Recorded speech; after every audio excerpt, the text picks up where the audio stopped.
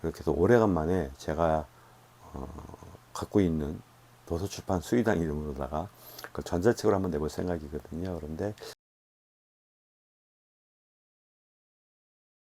안녕하세요, 노랑잠수함입니다. 오늘 소개할 책은 이 책입니다. AI 2025 트렌드 앤 활용백과, 김덕진 님께서 지으셨고요. 스마트 북스에서 2024년 11월 29일 날 나온 책입니다. 사실 이런 어떤 그 최신 트렌드에 관련된 책들이 지금 촬영 날짜를 기준으로 보자면 지금 거의 4개월쯤 된 책이거든요. 그러면 그렇게 신간이 아닐 수도 있긴 하겠습니다만, 저는 어쨌든 올해 들어서 인공지능과 관련된 책은 이 책을 처음 읽었습니다. 그래서 이 책에 대한 이야기를 좀 하도록 하겠습니다.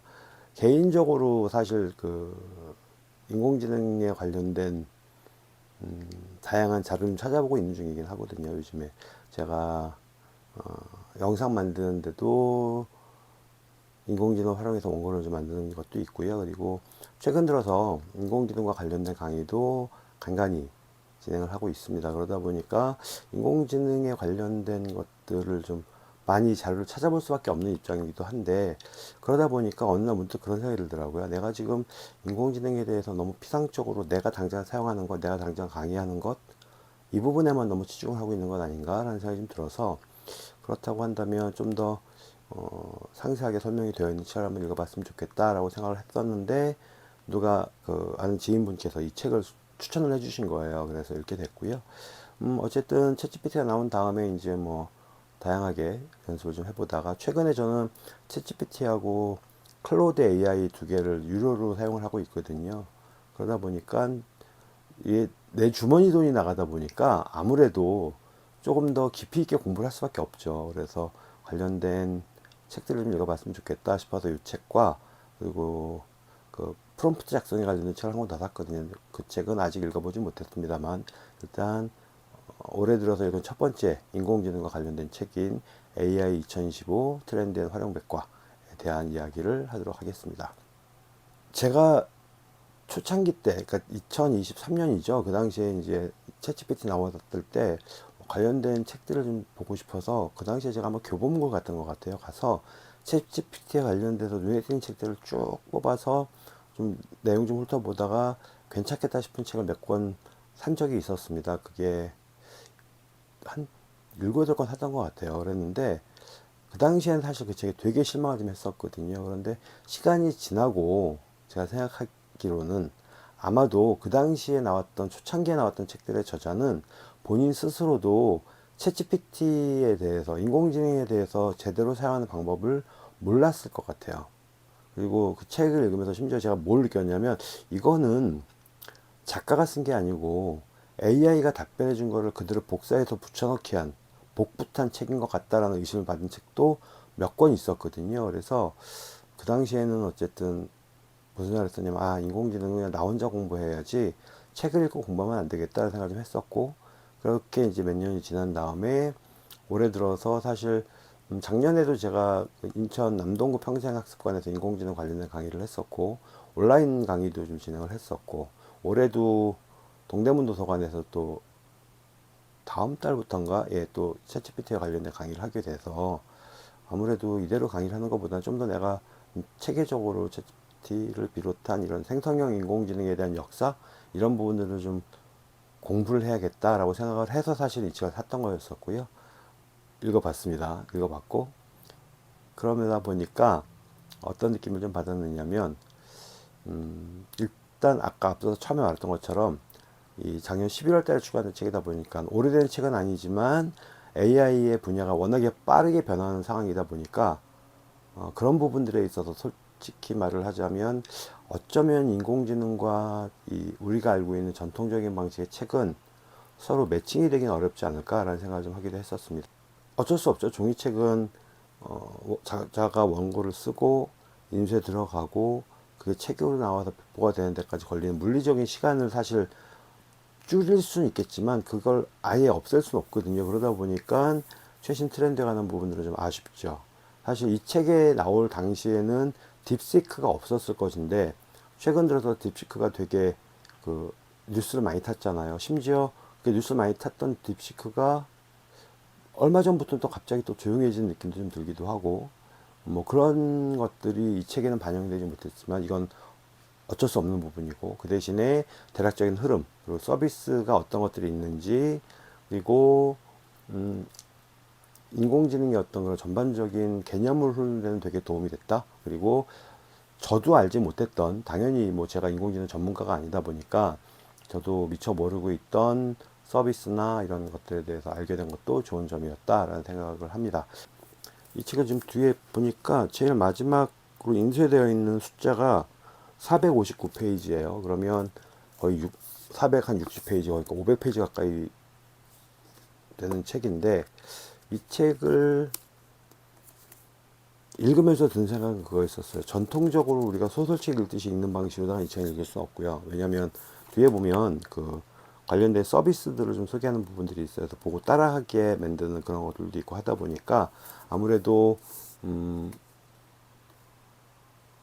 정독하는 방법보다는 뒤적뒤적거리면서 읽게 되는 그런 특징들도 좀 있을 것 같습니다. 그리고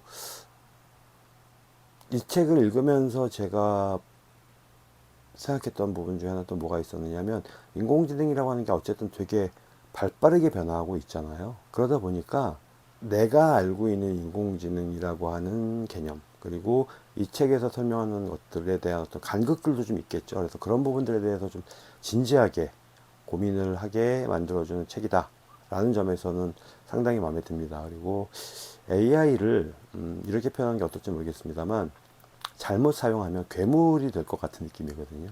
그런데 내 곁에 친구가 되어줄 수도 있지 않을까라고 하는 생각도 좀 했고요. 사실 제가 최근에 했던 일, 그러니까 인공지능과 함께 했던 일 중에서 아직까지 마무리는 안 됐습니다. 그러니까 마침표 못 찍었습니다만, 현재 원고 작업은 다 끝난 게 뭐가 있냐면, 어느 날 문득 그런 생각을 좀 했습니다. 과연 나도 이 인공지능을 이용해서 책 한 권을 쓸 수 있을까라는 고민을 좀 했었고요. 그러던 중에 제 강의를 듣는 수강생 중에 한 분이 그런 얘기를 했었어요. 어떤 종교적인 측면에서 보자면 이 인공지능은 활용할 수 없을 것 같아요 라고 얘기를 하는 거예요. 그래서 왜 그렇게 생각하느냐 그랬더니, 이 친구 얘기는 그래서 종교는 인간의 믿음에 관한 부분인데, 그런 부분들은 과연 인공지능이 해결해 줄 수 있을까요? 라고 얘기를 했는데, 저는 그 말을 듣고 좀 진지하게 생각을 좀 해봤습니다. 미리 얘기를 하자면 저는 철저한 무신론자고요.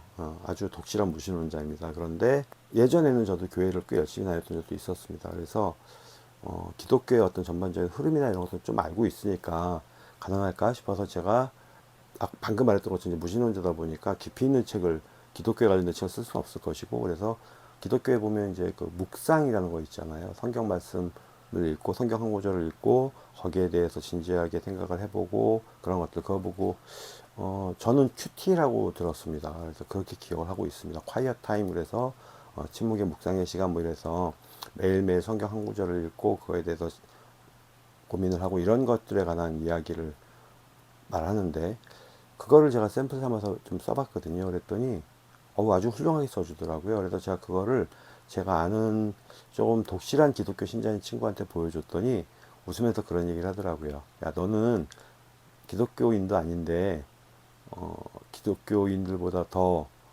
진지하게 이 큐티북을 만드네 라고 얘기를 했었습니다. 그래서 그거를 지금 한번 작업을 좀 진행을 해보고 있는 중이기도 하고, 그러면서 사실 그거는 제가 아무래도 좀 그렇잖아요. 제가 기독교인도 아닌데 기독교의 책을 쓰는 게 좀 그래서 그거는 한번 테스트 삼아서 좀 작업을 해보고 있는 중이고, 더불어서 그것과 관련 없이 그냥 일반적인 묵상 또는 명상 이런 쪽에 관련된 건 저도 쓸 수 있을 것 같아서 그것도 지금 작업 중인데, 그거는 조만간 끝날 것 같아요. 그래서 하게 되면 이제 곧 그거에 관련된 책을 좀 내볼까 생각 중인데, 그게 이런 생각을 좀 하게 됐어요.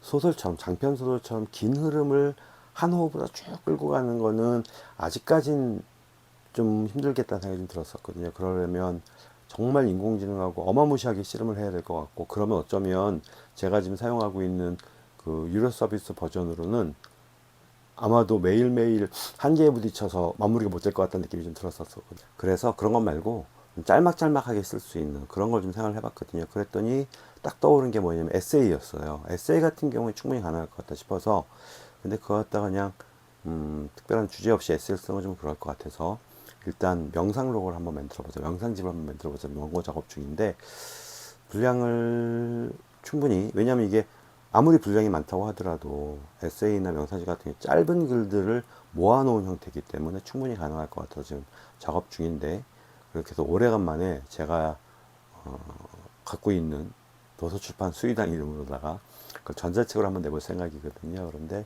그런 이제 작업들이 예전에도 몇 번 테스트 해본 적이 있었는데 그땐 되게 많이 아쉬웠었는데, 지금은 충분히 이 정도면 괜찮네 라는 생각이 들 정도는 되는 것 같다 싶습니다.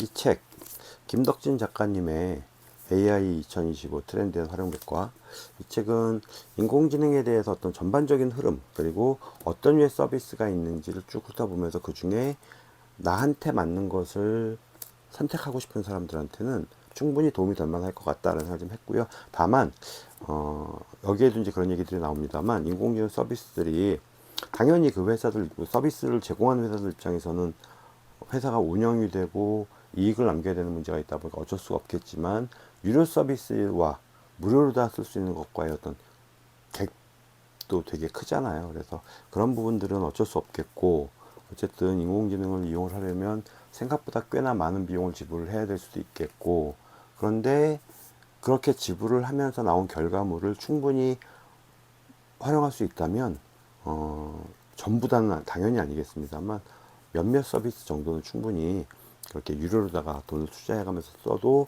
괜찮지 않을까. 그 중에 저는 어쨌든 지금 챗GPT하고 클로드 AI를 유료로 사용하고 있고, 그거 말고도 뭐 업무에 따라서 뭐 파워포인트 작업 같은 거를 좀 자동으로 진행할 수 있는, 그게 감마 AI였던가, 그것도 좀 최근 들어서 좀 진지하게 이것도 유료다 이용을 해야 되나 고민을 좀 했었거든요. 그래서 여러분들께서도 이 영상을 보시는 분들이 혹시라도 인공지능에 관심이 있으시다면, 덜컥 뭐 무조건 요즘엔 다 챗GPT 쓴대 라고 해서 챗GPT를 사용한다거나 이러지 마시고, 나한테 맞는 것들이 무엇이 있는지 검토를 해보시고, 그렇게 해서 본인한테 정말 적절하게 활용할 수 있는 인공지능 서비스를 이용하시길 바라겠고, 거기에 꽤나 괜찮은 길잡이가 되어줄 만한 책이라는 생각을 했습니다.